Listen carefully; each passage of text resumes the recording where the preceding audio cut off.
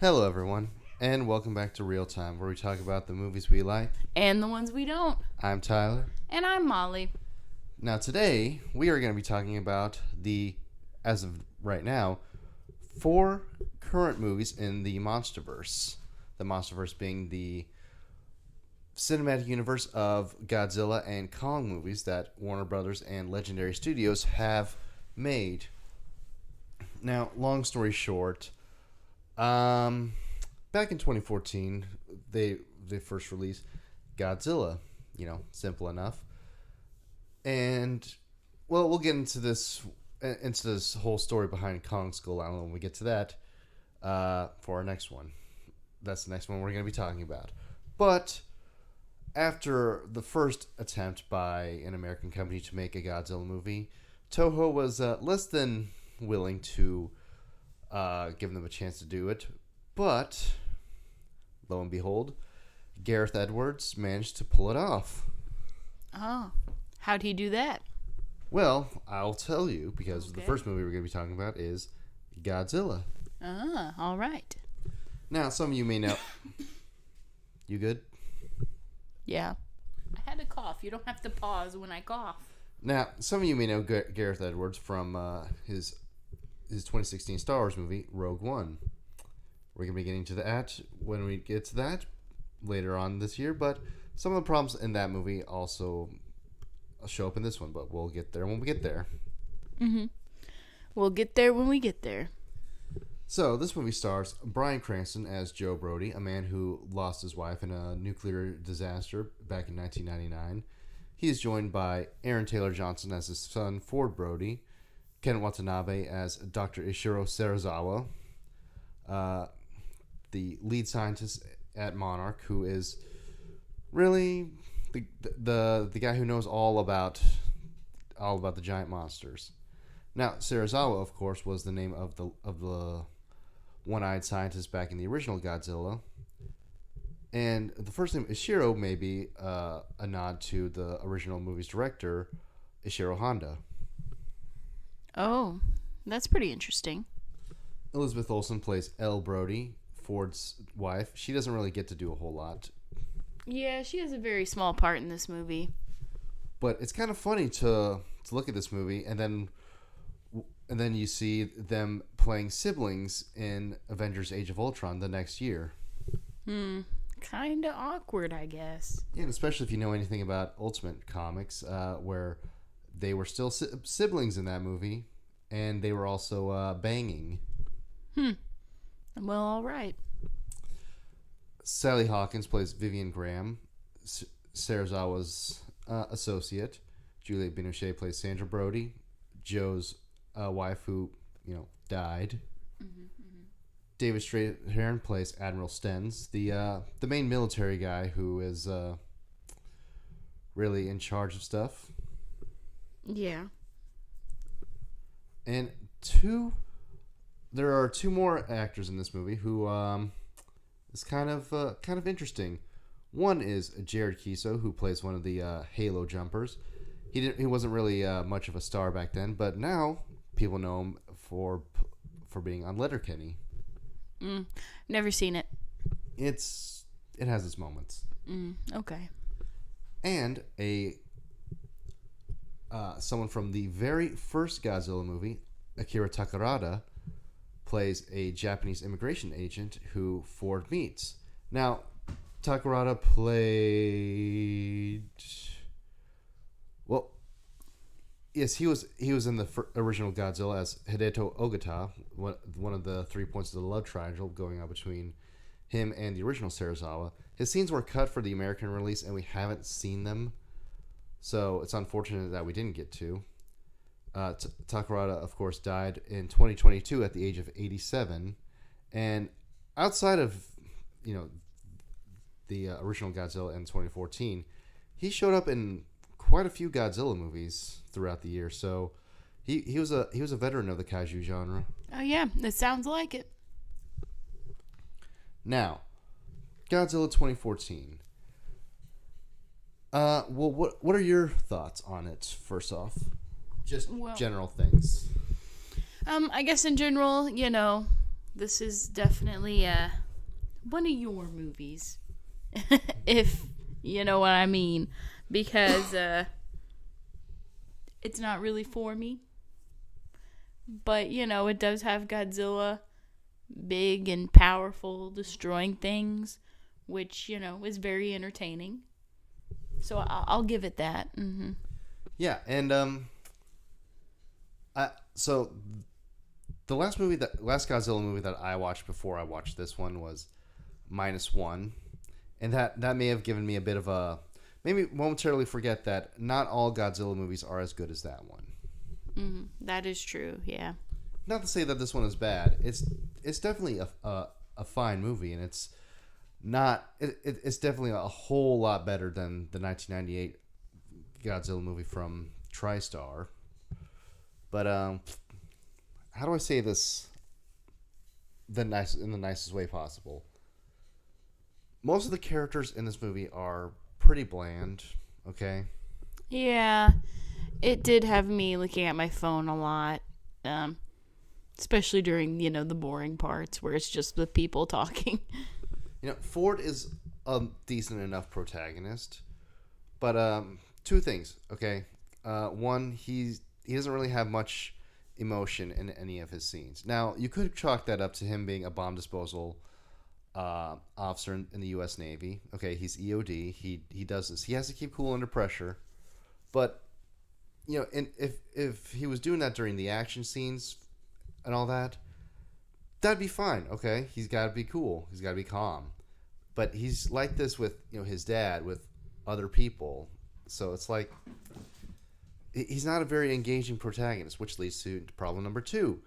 He shouldn't have been the protagonist. I feel like we were all duped by the trailers promising us Bryan Cranston versus Godzilla.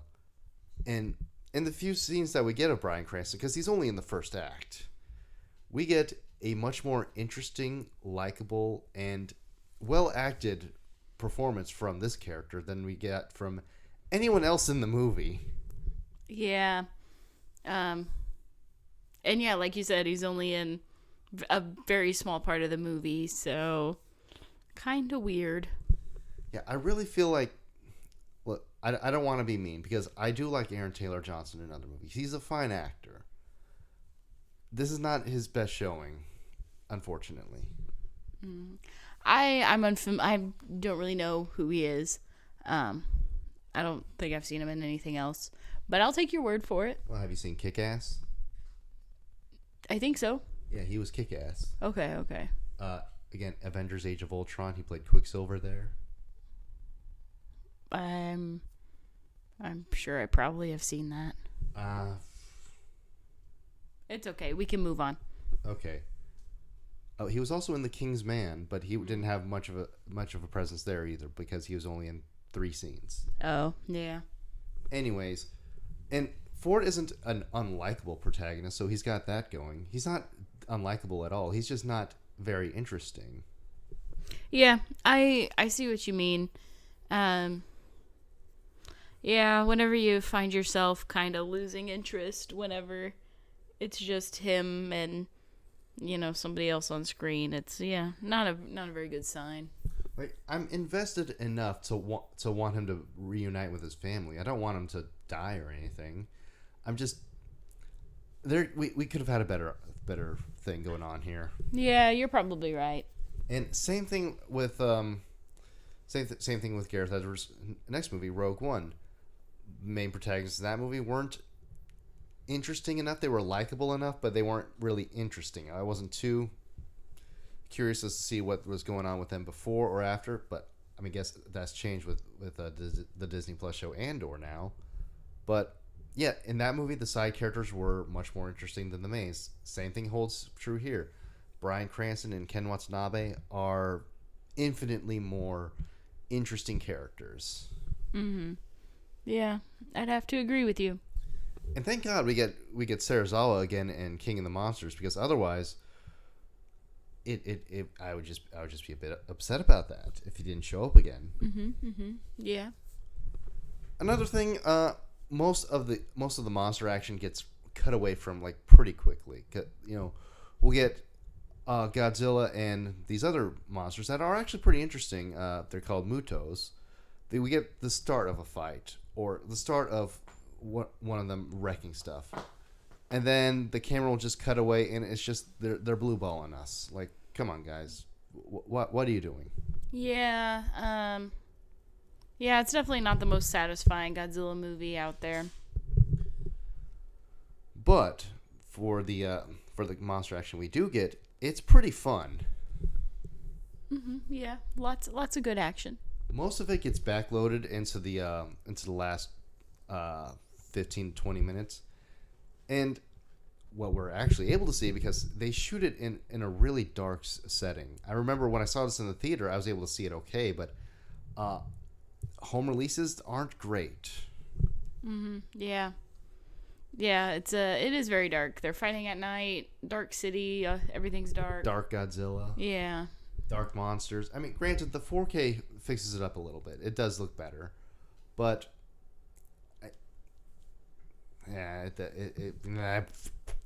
Yeah, maybe if we turned the lights all off, that would help, but maybe, I don't know. But again, what we are able to see, it's awesome.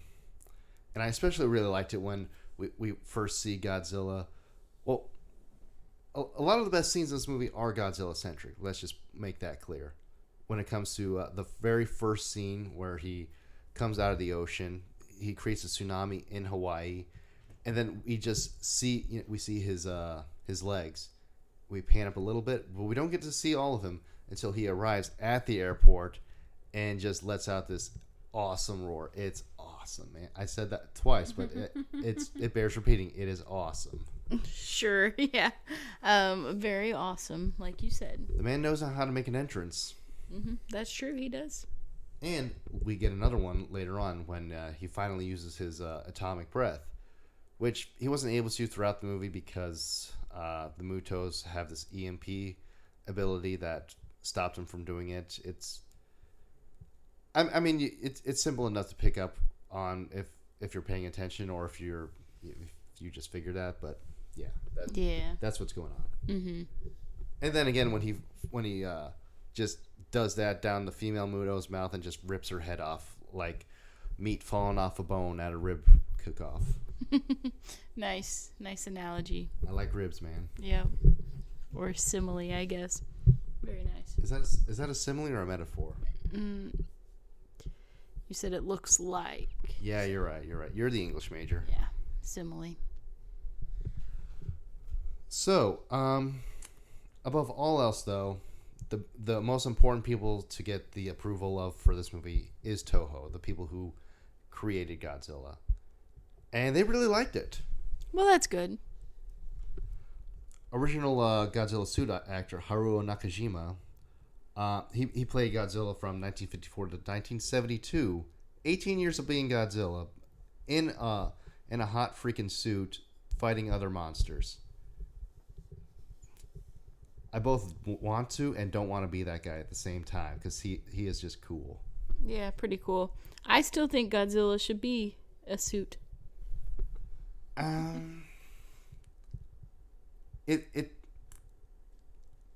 Look, it's a weird thing. Like, I love the suitmation, I do, but there's some things that you just can't do with a guy in a suit that they're able to do more effectively with CGI.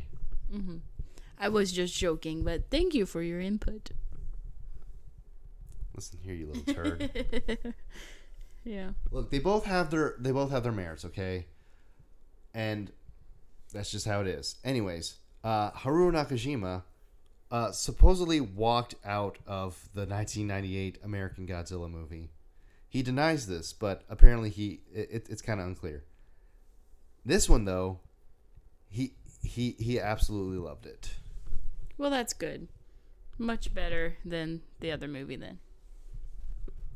Oh man. Okay. Hold on. Yeah, him, and in addition to other Godzilla suit actors like the Heisei era Kenpachiro Satsuma, also was said to really enjoy it too. Okay, well that's good. Okay, Now, like we said, this was the first in the Monsterverse, and honestly, big picture, this one's okay. You know, Yeah. Yeah. It is just okay. at one point, Guillermo del Toro was supposedly approached to direct this. That would have been interesting. Yeah, that too bad it wasn't true. Yeah. Would have been cool, but eh. Let's see. There, in the original script, there were attempts to keep Joe Brody alive. Actually, Oh, yeah? they should have done that. Yeah, that probably would have worked out better. Yeah. So, what was your favorite part? Probably the end. The ending fight with Godzilla and the Mutos. Yeah. Actually, I know I just gushed about two of my favorite scenes in this movie that involve Godzilla, but my favorite scene actually barely includes him. Oh, yeah? That would be the Halo jump scene when Brody and the other soldiers are jumping out of the plane at a. Well, Halo stands for high altitude, low oxygen jump. It's when they have to fly. Okay, I'm gonna sound like an absolute Neanderthal while I'm explaining this. They have to fly really high, basically in the not up in the lower atmosphere, so that they can avoid being detected by enemy radar. Now they're doing this here so that they can avoid the Muto's EMP. It makes sense that they would have to do this. Anyways, just the cinematography and the tone of the scene, absolutely just outstanding. Yeah. And that's another thing that this movie really succeeds in. It's the cinematography of shooting the monsters. Like, we get a really good point of view from the guys on the ground looking up at these things. You really get to feel their fear, as if you were there with them, looking up at these things. It's kind of scary, honestly. Yeah. Yeah. I agree. Cinematography is really good. And it does really, put you in that perspective of there's a scary Godzilla in front of me. Yeah, cinematography, great. Story, it's fine. Characters, we got two. We got two good ones. Godzilla, fantastic. So overall, this is an okay movie. Decent. Yeah. I'll agree with that. But the Monsterverse will only continue to exceed those expectations with our next movie, Kong Skull Island.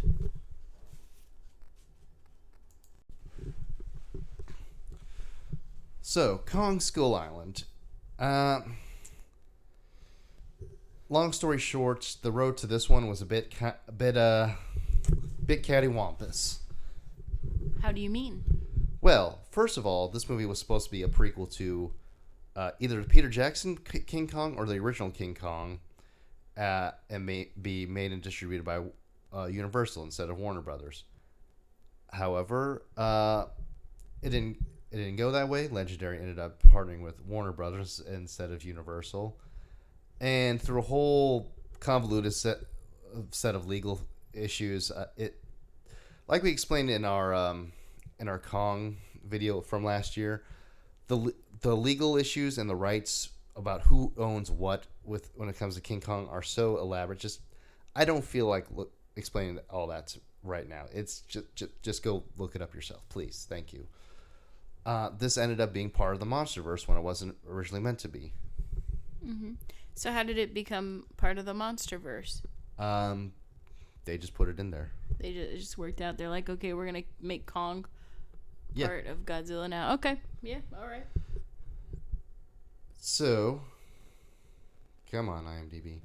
Kong Skull Island was directed by Jordan Vogt Roberts, and it stars Tom Hiddleston as James Conrad, an ex-SAS operative who works as a mercenary in Southeast Asia.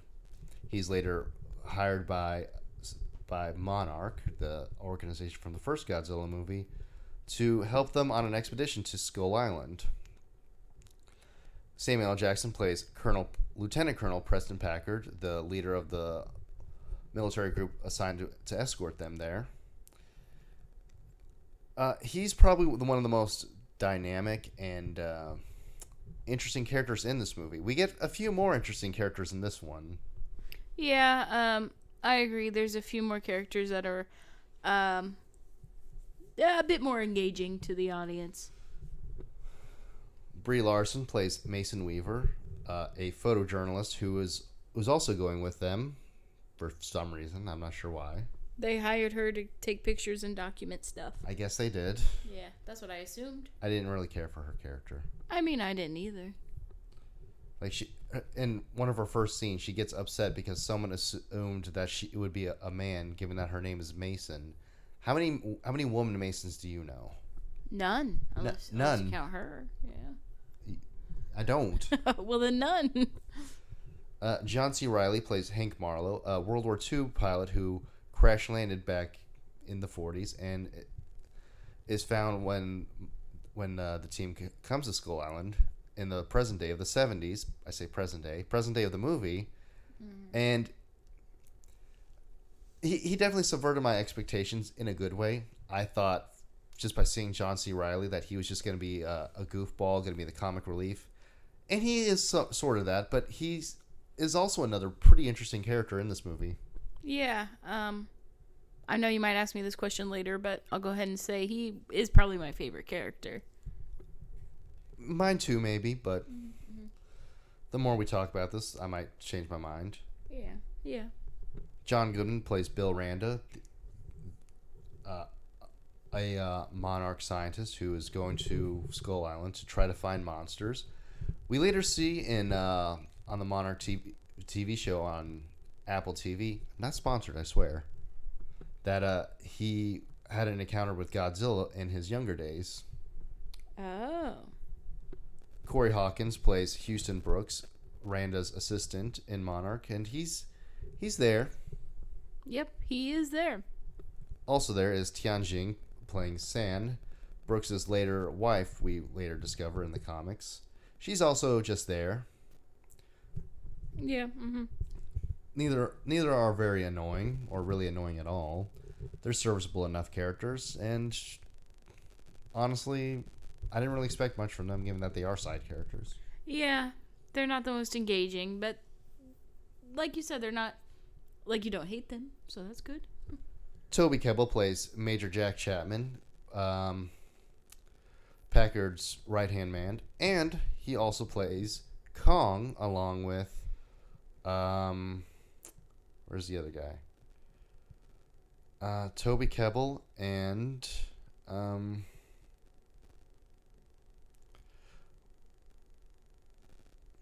well, like I said, Toby Kebbell, he played the, he did the facial capture, I don't know why words are hard, of Kong in this movie, which is kind of funny given how he acted alongside Andy Serkis in the Planet of the Apes reboot, and Andy Serkis was Kong in the Peter Jackson version. Yes. Jason Mitchell, Shea Wiggum, and Thomas Mann play some prominent soldiers in Packard's helicopter squadron. They're a bit more interesting than Tom Hiddleston and Brie Larson in this movie. But again, wait, what am I saying again? I don't know.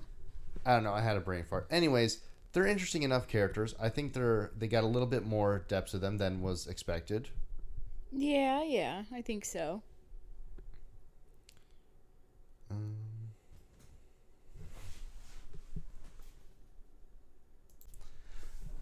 I just remembered the name of the other person who was playing Kong. That would be Terry Notary. Funnily enough, another alumni from the Planet of the Apes trilogy with Toby Kebbell and Andy Serkis. Nice. So one guy did the face. What did the other two people do? Well, no, Andy Serkis wasn't involved. Terry Notary did the body of Kong in this movie. Yeah, I know Andy Serkis, but you said one guy. There's one. Toby Kebbell there's did the three face. You said there's three guys who play Kong. No, I said there's two guys that play Kong. I said Terry Notary was in the Planet of the Apes movies alongside Andy Serkis and Toby Kebbell. Whenever you were listing characters, I thought you said there were 3 people who played Kong. No, I said there were 2 people. Oh. So one did the face, one did the body? Yep. Okay. Yeah, that's all our major players here. Yeah, I'd say so. So, Bill Randa, with his Monarch satellites, that's a weird sentence, he finds this island, Kong. Why are words hard? He finds this island, Skull Island, in the middle of the Pacific. And he wants to find what's there. He's looking for monsters. That's what Monarch's doing. They don't have great government funding, because of course they don't. Yeah. But what he finds is monster. He finds Kong. Yes, Kong is there. Right after the military group gets there, and some of the other scientists are dropping bombs to map out the seismic area of the island, they get Kong kind of pissed off at them, so he kind of kills a lot of them. Yeah, I'd be mad too if some people just came into my house and started dropping bombs. Yeah, so this in turn gets Packard pissed off at Kong because he killed a lot of his men, and Packard is already dealing with the fallout of the Vietnam War, because that's winding down in the background. Our first scene of Packard, we see him and his men right about to leave Vietnam and go back home. And Packard is... Well, he's not really too happy about the whole deal. Okay, he's fought in this war for God knows how long. And we see in his office, he's looking at some of the medals he's received. And some of them were pretty impressive ones. He was awarded the Distinguished Service Cross, Distinguished Flying Cross, Purple Heart, Silver Star, Bronze Star, Legion of Merit. This man has a serious friggin' fruit salad on his chest. And we can assume that he's lost even more men over the years in Vietnam. So to him, what's all of this worth in the end? Yeah. And then he goes and does this supposed to be this scouting mission for this bunch of scientists or nerds, as he would probably see them, and he loses even more men to something he didn't even know how to prepare for. Yeah, they definitely weren't expecting a really big gorilla. Yeah, now how do you plan for that? You don't. I always plan for a really big gorilla. I mean, honestly, they did the best in their situation. I mean, and they did their best. So yeah, that's all you can do. So his journey through this movie is trying to kill this thing. Yeah. He's trying. And that, I think, really makes him... It might make him my favorite character in this movie. And it's definitely one of my favorite performances from Samuel L. Jackson. I feel like his presence lends a lot to this character. Yeah. Yeah, he does a really good job with it.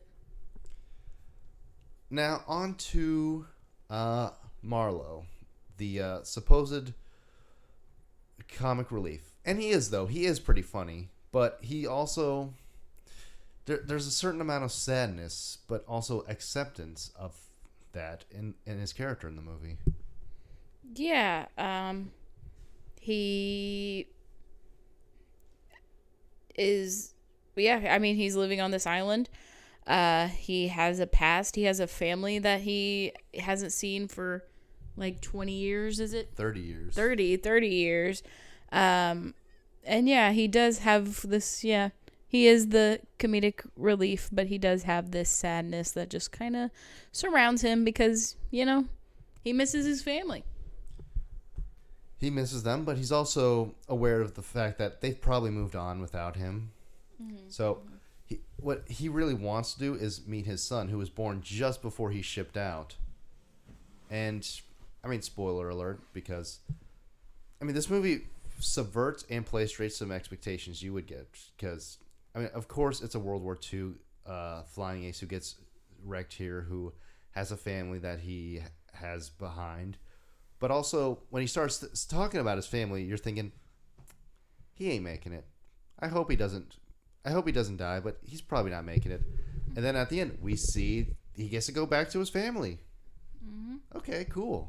Yep, he gets to see his wife and his son.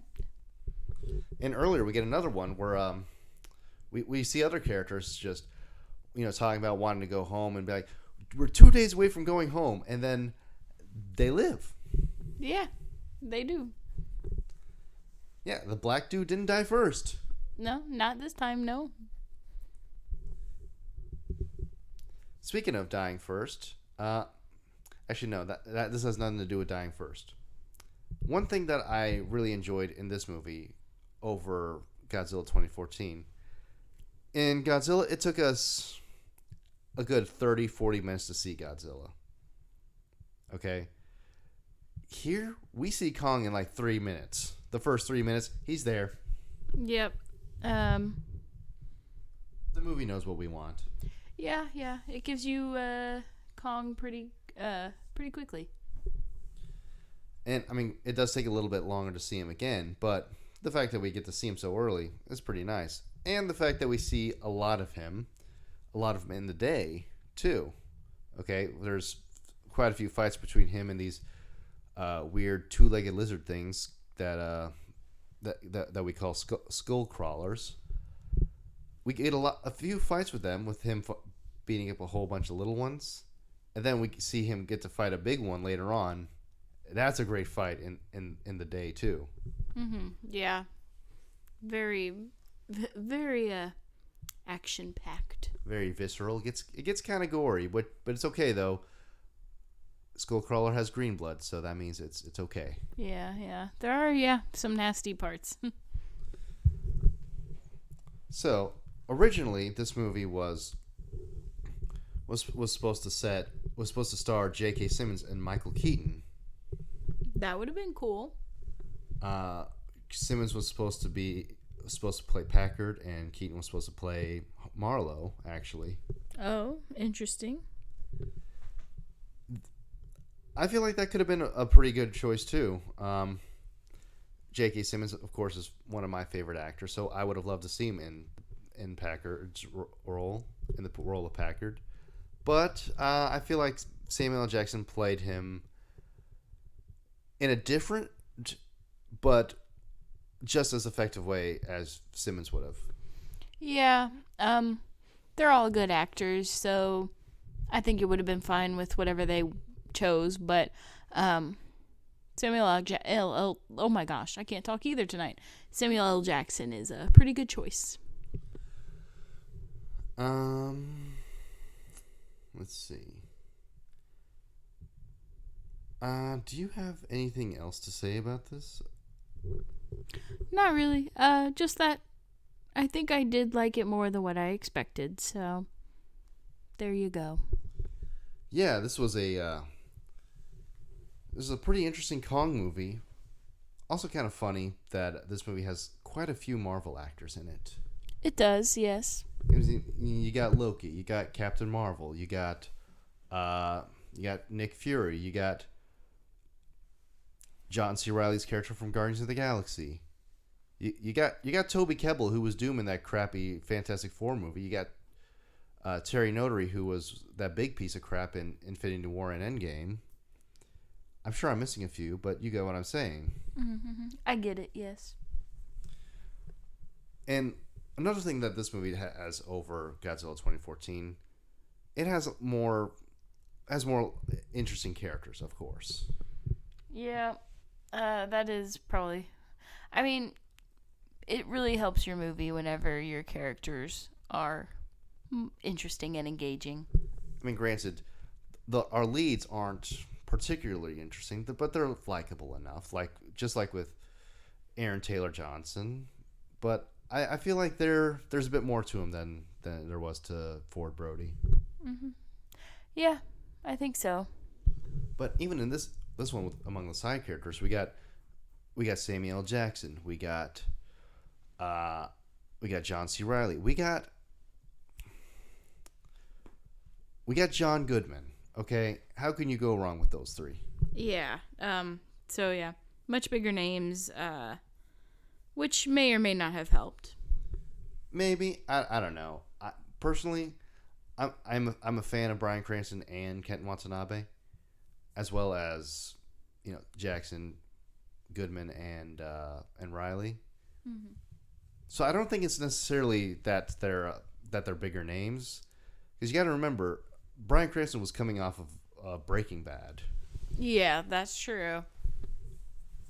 But you're probably right. The bigger names might have helped a little bit with getting people to come see this movie. Yeah, but it probably would have been good either way.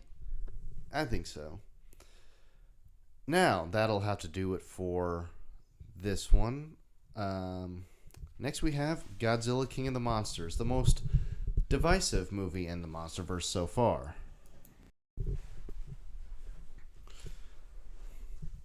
Godzilla King of the Monsters. This one was, well, I'm going to be honest. This is my favorite of the Monsterverse. I know it's probably technically the worst, but it's my favorite. I don't care whatsoever. That's okay if it's your favorite. May I ask why it's your favorite?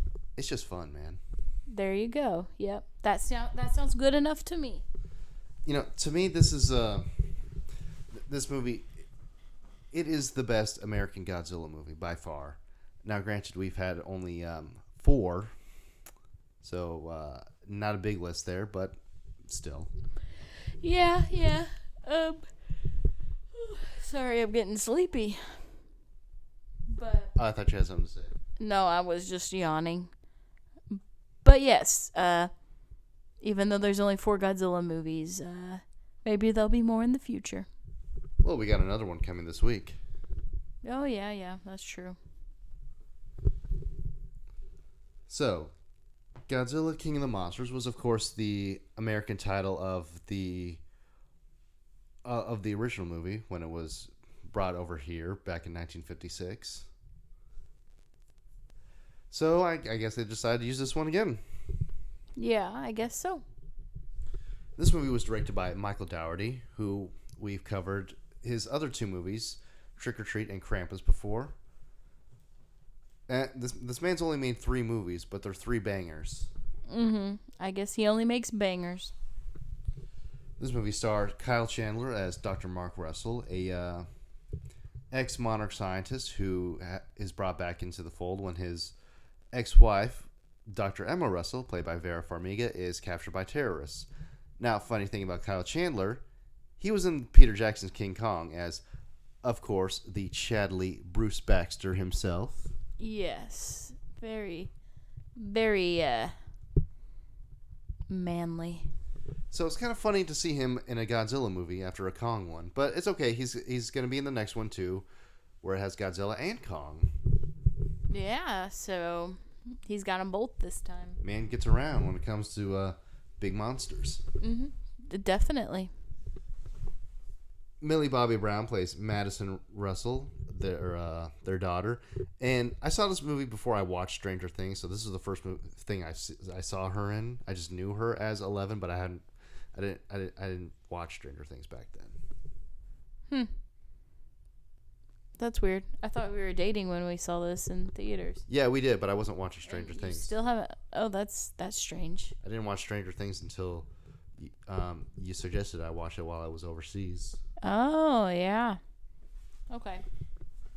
Ken Watanabe and Sally Hawkins return as Dr. Sarazawa and Dr. Graham. There's not a whole lot to them, especially not Dr. Graham, because she gets maunched by Ghidorah in this movie. But, they're likable enough still, and it's always nice to see Ken Watanabe in things. That's true, yeah. Zhui Zhang plays Dr. Eileen Chen and her twin, Dr. Ling. That'll be important later. She also works for Monarch, and she does science things. Yes, very good science things. Bradley Whitford, Mr. I would have voted for Obama for a third time if I could, plays Dr. Rick Stanton. I don't like him. Yeah, which The never character, mind. not the actor. Well, yeah. I just think he's too much of a wise ass, and not really in a funny way. He's just annoying. Yeah, I see what you mean. Yeah, I don't know if they were trying to make him funny, but I do think it just kind of fell flat. Well, he was actually based off of Rick Sanchez from Rick and Morty, so that explains a lot. Oh, yeah, I think so. Charles Dance plays Alan Jonah, the main human villain of this movie, and I just love how sassy he is in this. He just anytime Madison tries to appeal to her mom's better nature, he just comes in with some sarcastic quip, just telling her, "Wait, are you really gonna let this child tell you what to do? We're terrorists. This is what we do. Get used to it, honey." Yeah, pretty sassy. He's great though. Charles Dance is always great in things, as we saw on Game of Thrones, of course. If you watched it, yeah. Thomas Middleditch appears. His character Sam doesn't do much. He's just there. Funny thing though, Thomas Middleditch also appeared in Kong Skull Island as Mason Weaver's, I guess, editor or someone. The guy she talks to on the phone. Oh. So he doesn't really appear, but Yeah. I guess that counts. okay. I don't know. We also get some neat cameos from David Strathairn coming back as Admiral Stentz, Anthony Ramos, Usnavi from In the Heights as Staff Sergeant Martinez, CCH Pounder as Senator Williams. She was interrogating Serizawa at the beginning of the movie. Yeah. Joe Morton, Mr. Miles Dyson himself, plays an older version of Dr. Brooks from Kong Skull Island during the scene where Mothra hatches from her cocoon. And we also get Randy Havens as basically the guy that Emma told to go home because she didn't want him to be shot while the terrorists came to free them. That name probably doesn't sound familiar, but you would definitely know him as the teacher from the first 2 seasons of Stranger Things. Yep. I forget his name in the show. It's okay. Yeah, I don't remember it right now. This cast is long. There's a lot of people in it. Well, it's okay. We're almost done. There are a lot of characters, yeah. O'Shea Jackson Jr. plays Chief Warrant Officer Barnes. Bit of a sarcastic soldier in this movie, but it's okay. He is, of course, the son of O'Shea Jackson Sr., but most people just call him Ice Cube. Okay. That's interesting. I didn't know that. Yeah, he's Ice Cube's son. Okay. Now, we spent enough time on the cast. Let's get to the actual story of this. So, Monarch has developed this device that can basically sort of communicate with the Titans, as they're calling them, called the Orca. Now, it's been stolen from Monarch by Alan Jonah, a former British soldier who's now an eco-terrorist, and he wants to wake up all the Titans so that they can return balance to the world. And he just happens to start with the meanest one of all, Ghidorah. Yeah, not a great choice there, my man. Starting out strong, with the big bad. Yeah, Ghidorah just wakes up everyone and lets them all loose because during a fight with Godzilla, the military sends in the oxygen destroyer. Of course they do, which ends up killing Godzilla, but not Ghidorah because he's from space. A bit confusing for me, but yeah. I mean, he's from space. He don't need oxygen. I guess, yeah, that makes sense. Okay. And this is right after they just woke up Rodan from a volcano in Mexico. Yeah. Yeah. If I was a monster, I'd be Rodan because I would want to be curled up and warm inside a volcano. Bit of a crackhead too. Yeah. Yeah, Rodan's the. Okay, so for this movie, it was announced before it was released, like way before it was released, back right after 2014 was released, that they were going to be bringing in some of Toho's kaiju's, and they decided to go for three big ones that aren't named Godzilla: Rodan, Mothra, and King Ghidorah.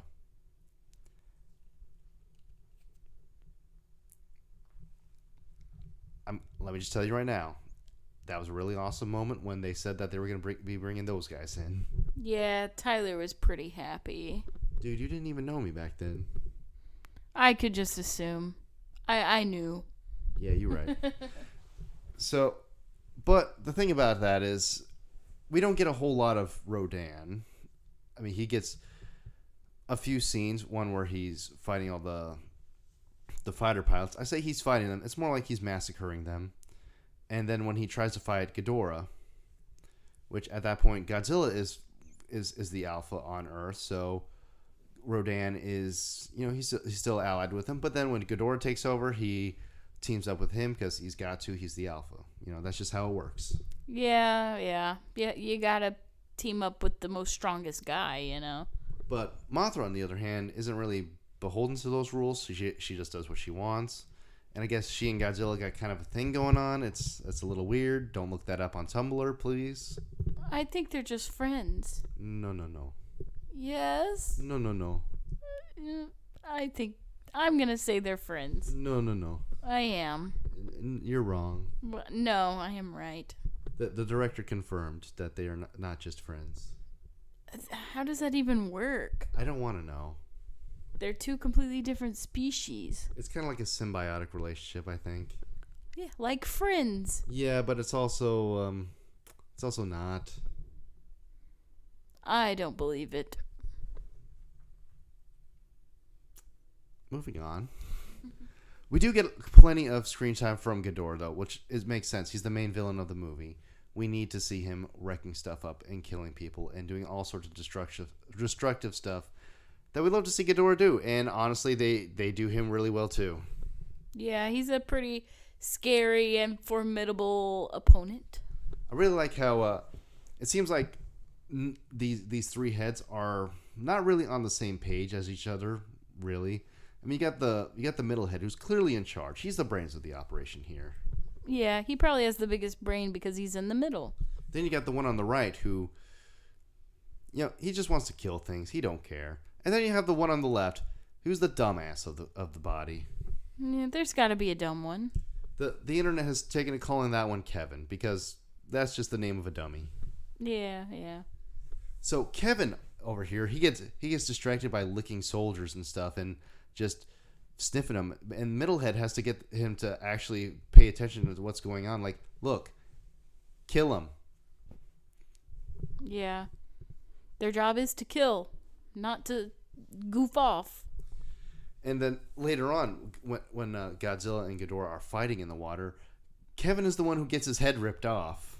Do you ever think that maybe Kevin has that happen to him the most, and the Middlehead is just sick of his crap by now?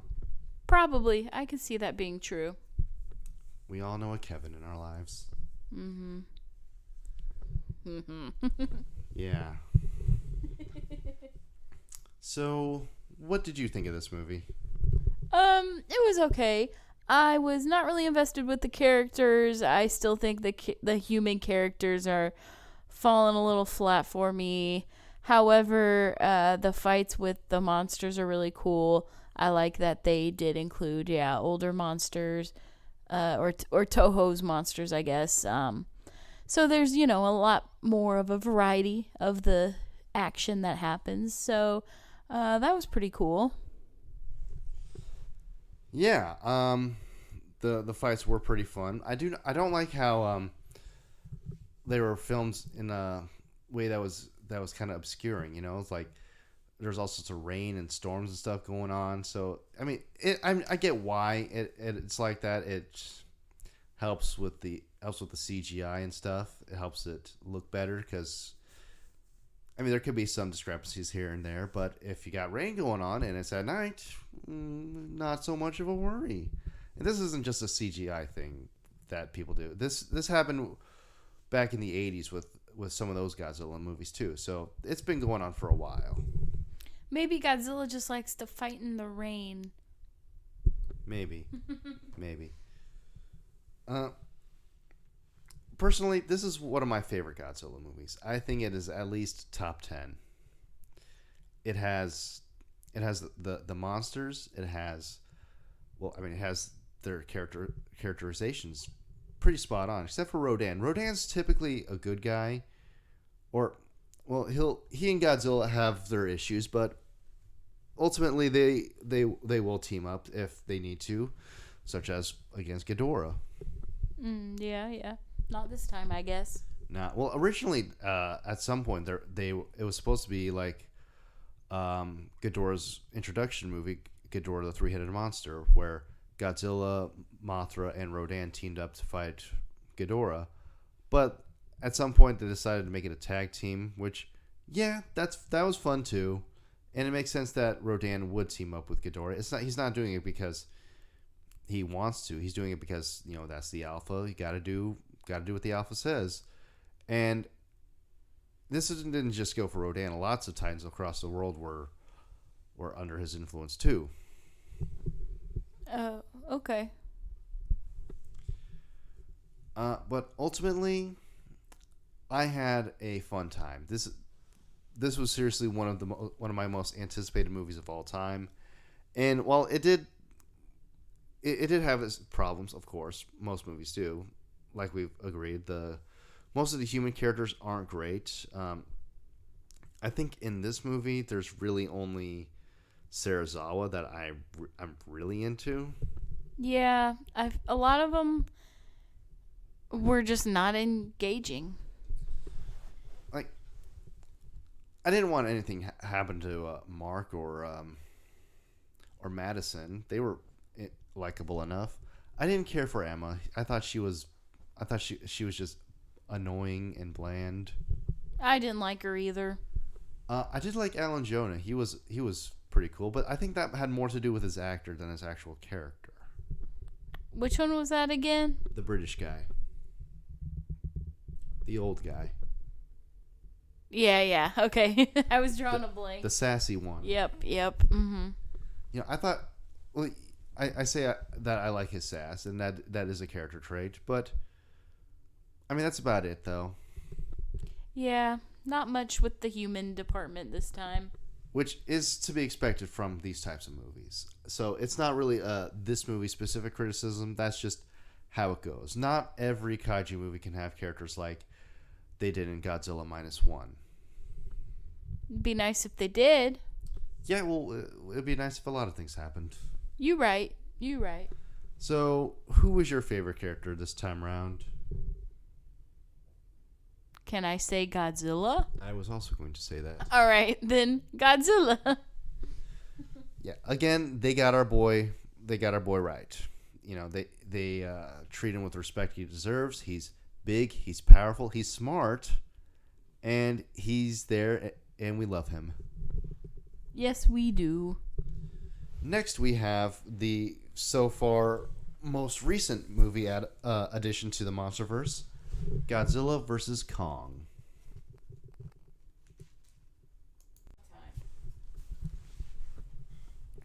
Through a series of delays, one being, of course, the pandemic that happened in 2020, we eventually got Godzilla vs. Kong, the very long-awaited rematch of these two titans. Now, for a little background, we first got Godzilla vs. Kong, then called King Kong vs. Godzilla, back in 1962, made by Toho. This idea was originally brought up by King Kong's original director, Willis O'Brien. Well, not his director, his special effects guy.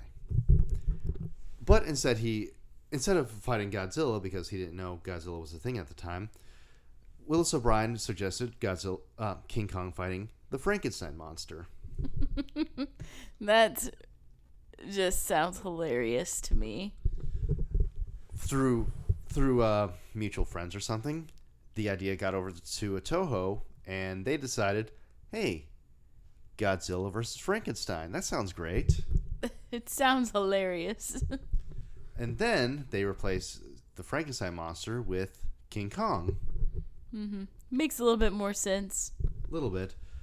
And even then, they still had a buff Kong by raising his height, giving him electrical powers. And even still, he was still kind of getting a whooping from Godzilla in the original movie. But somehow King Kong ended up winning. I don't get it. It's a little weird to me. But I mean, I get why, though.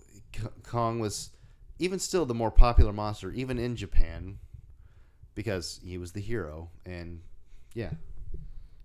I do like Godzilla more. Me too. Then, in about 30 years later, in the 90s, Toho tried to do this idea again, but they couldn't afford. They didn't want to pay to get the rights to King Kong, so they decided to, instead of remaking Godzilla vs. Kong, they went in another direction and did Godzilla vs. King Ghidorah. That's a whole nother thing. We might get to that movie, or might not. I don't know. Toho is kind of iffy with rights. As you can see by our -1 review, we did not use any footage of that movie whatsoever because the copyright system is not fun. I don't like dealing with it. But onto this. Eventually, it was announced that there would be a remake of Godzilla vs. Kong. And like I said, through much delay, we finally got it, and it was pretty fun. Yeah. I would say, yeah, it was a very action-packed. I'll probably say something very similar to the last movie, King of the Monsters. Again, not too interested in the human characters, but really liking the monster fights. True. This time in the director chair, we have Adam Wingard. I can't say I've seen too much of his stuff, but I know some of you may have. So give me your Adam Wingard recommendations down in the comments, please. Thank you. Yeah, I don't know who he is either. In this movie stars Alexander Skarsgård as Nathan Lind, a scientist who lost his brother trying to get into Hollow Earth. Millie Bobby Brown and Kyle Chandler return as Madison and Mark Russell. No Serizawa this time. He kind of came down with a case of atomic bomb to the face in the last movie, after he was using that to revive Godzilla after his encounter with the oxygen destroyer. We forgot to mention that last time, but we're mentioning it now. So deal with it. Yeah. Pretty unfortunate it was him who did it. They should have had one of the more boring characters do it. That's mean, but true. But also you got to realize that Serizawa sacrificed himself in the original too. So, it's like poetry. It rhymes. I guess makes sense. Rebecca Hall plays Eileen Andrews, a Kong whisperer on Skull Island who works with Kong. Brian Tyree Henry plays Bernie Hayes, a paranoid podcaster. Oh yeah, where have I seen that before? I'm looking at one. Where's he? I'm just kidding. I'm just kidding. I'm not paranoid. No. Or am I? I don't know. Government taking our bread. Yeah. Mm-hmm.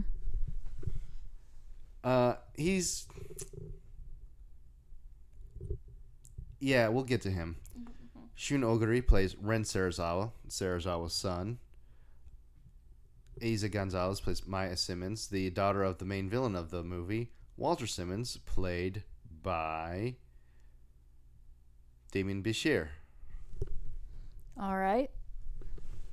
Julian Dennison plays Josh Valentine. We'll get to that. Lance Reddick plays... he's only in 2 scenes. I'm not sure why, but... Yeah, for a big name like Lance Reddick, he has very, very little screen time. Well, not really a big name. More like a big character actor. Yeah. I know his name, that's who though. he was. If I know your name, then that means something. Oh, yeah, true. I don't know anybody's name. I know no names. Kaylee Hoddle plays Gia, a native of Skull Island, one of the native people there. She's the last of them, and she's deaf, so she speaks to Kong using sign language. That's another thing I forgot to mention in our Skull Island portion. There's a native people there. It's kind of like it's like how it is in all the other Kong movies, except these people are quite a bit nicer than all the others. They don't try to sacrifice anyone. They did try to attack them at one point, but to be fair, they were kind of trespassing, so all's fair. But then Marlo comes in and tells them, no, these people are okay. And the natives are just like, oh, well, all right, that's fine. Yeah, these natives are much, much nicer. No killing, no sacrificing. No kidnapping. Yeah, very hospitable. Yeah, and in terms of Skull Island natives, I'd rather be among these ones than any of the other ones. These guys are okay. Yeah, much nicer. Very quiet, but it happens. Yeah. Mm-hmm.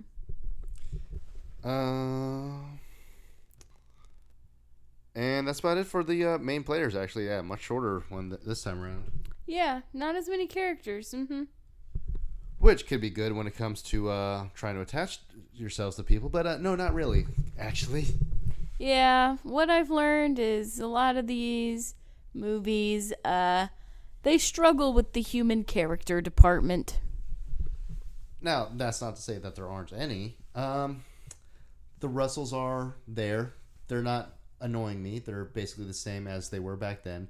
We don't get to see as much as of Kyle Chandler, though, so that's unfortunate. Yeah. Eleven's dad. Okay. Thank you. So, I don't really have any problems there. This is just a me thing. I'm not too big a fan of Julian Dennison. I'm sure he's a nice kid and all, but in the other things I've seen him in, like Deadpool 2 and Hunt for the Wilder People, which I didn't really care for Hunt for the Wilder People in general. I'm just... He just doesn't do it for me. If he does it for you, great. I'm glad that you're a fan of him. It's just a me thing. I liked Hunt for the Wilder People, and I like his accent. Yeah, but that's because you think New Zealand people talk funny. But I still like their accents. Anyways, yeah, it's just not for. He's not for me. That's all it is. Yeah, I mean, his character could have been stronger or more likable. He may have been my favorite character. I don't know. Let's see. Brian Tyree Henry. I don't mind his acting in this movie at all. I'm a fan of his in other things he's been in, like the Spider-Verse movies, among other things. His character was kind of annoying, honestly. Was he the podcaster? Yeah, he was the podcaster. Yeah, he was a bit much at times. Alexander Skarsgård and Rebecca Hall. I'm just calling them that because I don't remember their characters' names, even though I just said them. Kind of a blank slate there, honestly. I mean, the actors are doing good work, but their characters aren't too engaging. Yeah. I agree. On the other hand, though, I thought Gia was actually pretty interesting. The little deaf girl. Oh yeah. I will agree with you. I forgot she was in this movie, but yes. There is I am interested in her because she does have some a special connection with Kong that makes you interested in her. So yes, she was interesting. Yeah, I thought she was. I thought she had a really cool thing going on with Kong there, but actually being able to communicate with him. The only person who he will communicate with too, despite the fact that Rebecca Hall's character also knows sign language, but yeah, he only feels comfortable talking with her.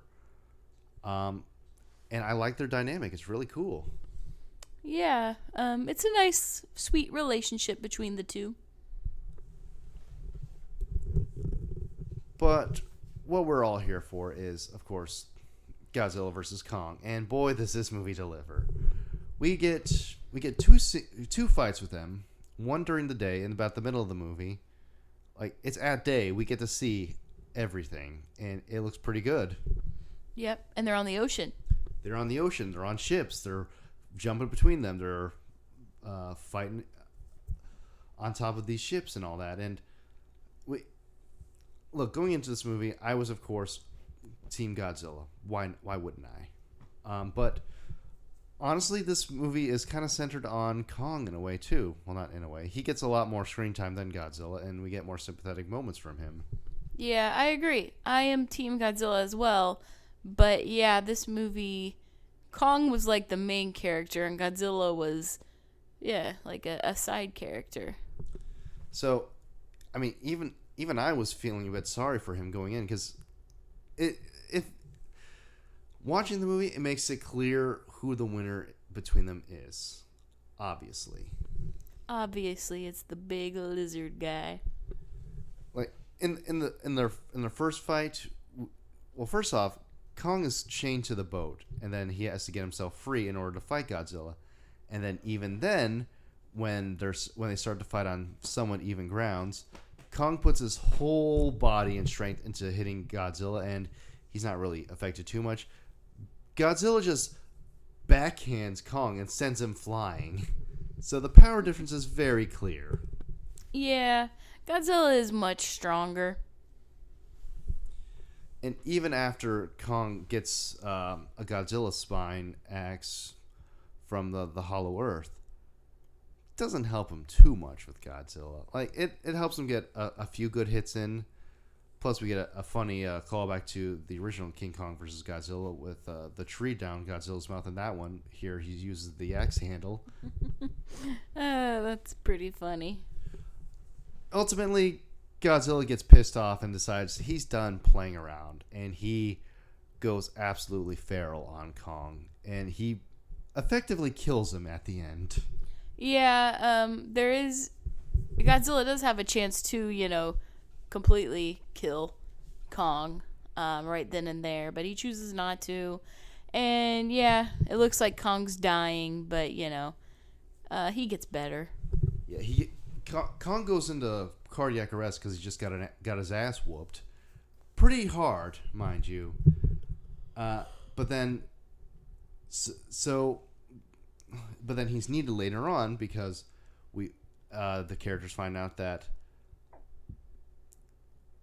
this other company, Apex, was making a Mecha Godzilla, you could say, to kill and replace Godzilla. Now they're using the skull and brain waves of Kevin, the dumbhead of Ghidorah, to help power Ghidorah. Now this isn't anything too unusual for the Godzilla series. During the Millennium Era, the Kiryu saga of Mechagodzilla movies, I say saga, it was 2 movies. They built that Mechagodzilla around the bones of the original Godzilla from 1954. So this isn't an unusual concept. And even if it was, I mean, you got to make some allowances for these movies. It's giant monsters. They're going to have a little weird stuff. Point is, though, I think they did that pretty well. Yeah, for me, someone who hasn't seen as many Godzilla movies as you, it was a little weird because I'm like, how does this skull, this decapitated head, do that? But yeah, you gotta just you gotta roll with it. Just go with it, man. Yeah. Mm-hmm. Eventually, though, Ghidorah takes over Mechagodzilla, and he goes to fight and kill Godzilla. But the our humans from the Kong storyline manage to revive Kong, and he uses that axe, which Godzilla powers up, to kill Mechagodzilla. It was kind of a team effort between them. Granted, Kong did save Godzilla first, but then Godzilla saved Kong, and then they helped each other out to stop Mechagodzilla, which I wasn't too big of a fan of the design of this Mechagodzilla. Well, for the most part, it was okay. It's just those arms that didn't do it for me. Yeah. Maybe if it looked more like classic Mechagodzilla, you think? Maybe, I don't know. I don't know. Anyways, it's overall the last fight between Godzilla and Kong, and then Godzilla, Kong, and Mechagodzilla is what we're here for. Oh yeah, yeah. Those fights are pretty cool. So, some trivia for this movie. At one point, the director offered a certain internet personality a cameo in this movie. Could you guess who it was? Someone who likes Godzilla? It was James Rolfe who was offered a cameo. Oh, that's pretty cool. He had to decline, though, because the filming would have taken place around the birth of his second daughter. Dang kids always getting in the way. Their births and stuff. Dang old kids, man. Yeah. Oh, let me see. If you, by some chance, just go along with this. I'm having my baby, okay? I'm in the hospital. But this movie calls you and they're like, you gotta get over here now and film a cameo in this Godzilla movie. Would you do it?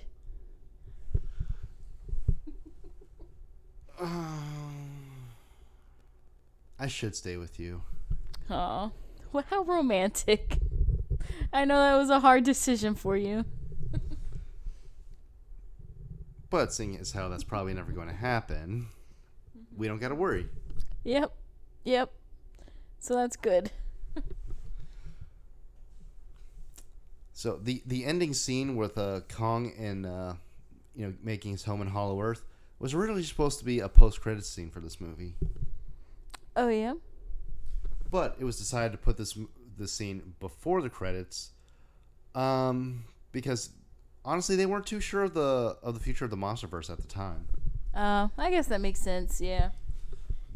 King of the Monsters didn't do great financially, and this one did okay, if only for the fact that it was during pandemic, so you got to be a bit more lenient with the box office in that situation. Plus, with their selling the rights to this movie to stream on HBO Max or something along those lines. I don't know exactly how it worked. This movie basically broke even before it went to theaters. Well, that's good then. I think. I don't know. They didn't know what was going on, but we know now that we're getting a sequel to Godzilla vs. Kong. Yes, we are. And this one looks pretty interesting, actually. We got this big old orange orangutan-looking big dude as the bad guy, and this white lizard thing that is also kind of his pet. I don't know. It's kind of unclear. I don't know. I just remember seeing the little baby. Little baby orange Kong thing. Little baby Kong. Mini Kong, maybe. Maybe. I don't know. Maybe his name is... George. Maybe. He looks very curious as to what's going on. Yeah. He was very curious to see Kong there. Mm-hmm. You could even call him Inquisitive George. That's probably his name. Maybe. So, George here, yeah. Yeah, mm-hmm. Anyways, Godzilla vs. Kong. Final thoughts? This one, yeah, probably the same. The human characters, The fights between Godzilla and Kong were cool. And the final fight with Mechagodzilla was also cool. If you had to rank these movies, how would you do it? Let's say worst to first. Worst to first.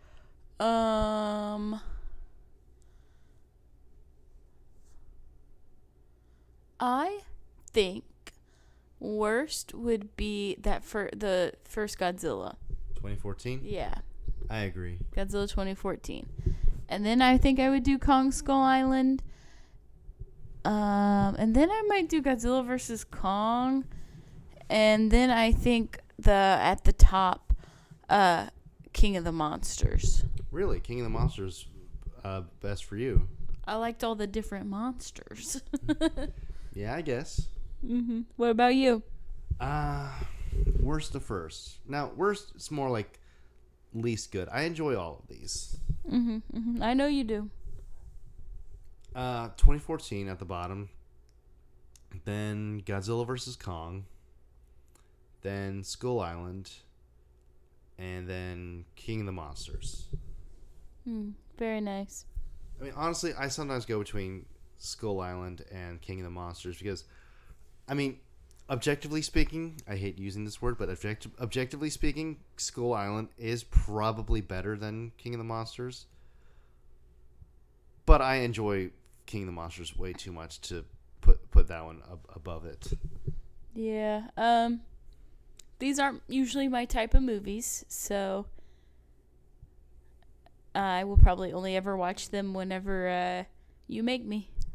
Cool. Which, yeah, will probably be multiple times. Maybe. Nah, it's okay. Now, one thing I do want to say about 2014 that gives it an edge over all of the other movies, I like the realism of it. I like how it feels like something that could happen in our world. How do you mean?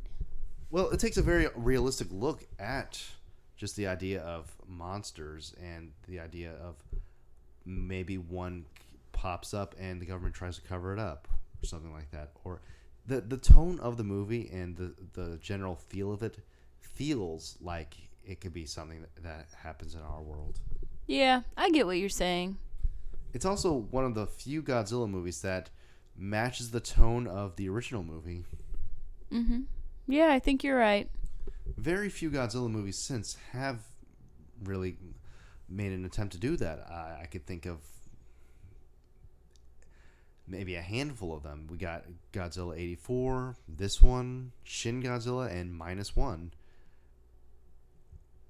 Though that's really it if you're more of a fan of those kinds of Godzilla movies. Yeah. Or you could just love both the serious and the silly stuff all the same. Because, I mean, at the end of the day, we're all Godzilla fans. It don't matter what kind we like. We just like the big guy. That's true. The big Godzilla. So, we will catch you next time to talk about Godzilla X Kong, the New Kingdom. I think that's what it's called. I don't know, but I'll see you next time. Hold on, stall for me for a little bit, please. The new Godzilla movie. We will probably see it this weekend when it comes out. The New Empire. I was close. Hey, you were pretty close.